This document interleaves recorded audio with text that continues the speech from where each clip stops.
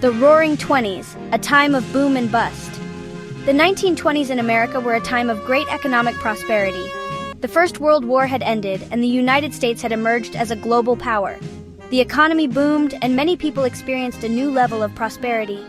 Jazz music filled the airwaves, flapper dresses became all the rage, and people danced the Charleston.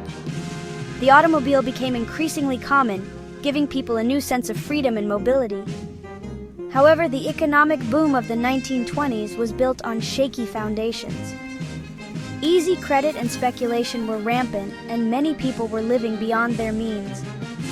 When the bubble finally burst in 1929, the consequences were devastating. The Great Depression, which followed the stock market crash of 1929, was the worst economic downturn in modern history. Technology and consumerism fueling the flames. The 1920s witnessed a surge in technological advancements that shaped the decade's economic landscape.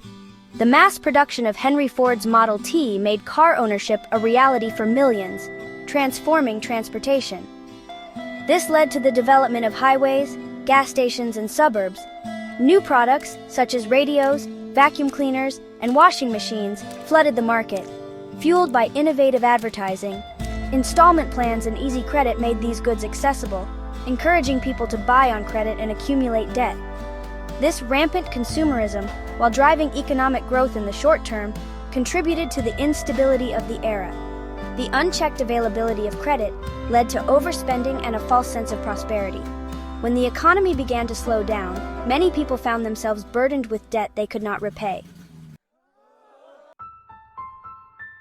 The crash of 1929 and the Great Depression.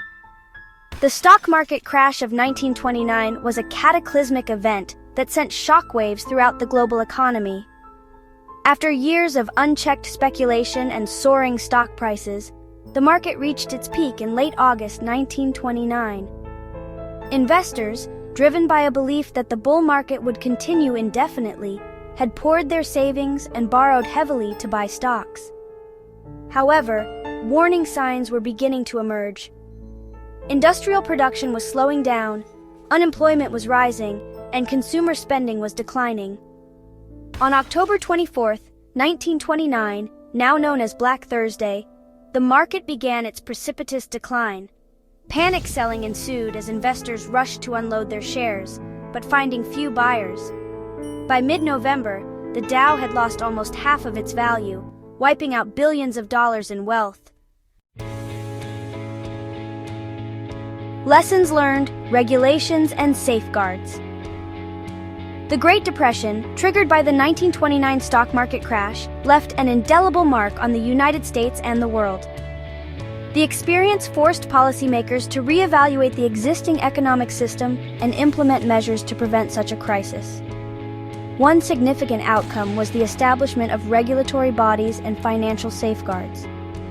The Securities and Exchange Commission, or SEC, was created in 1934 to regulate the stock market and ensure transparency. The Federal Deposit Insurance Corporation, or FDIC, established in 1933, aimed to restore confidence in the banking system by insuring deposits. The Glass-Steagall Act of 1933 separated commercial banking from investment banking, aiming to reduce speculation. These regulations, along with other New Deal policies, aimed to stabilize the economy and reform the financial system. The lessons learned from the Great Depression highlighted the importance of government regulation to prevent market excesses and ensure stability.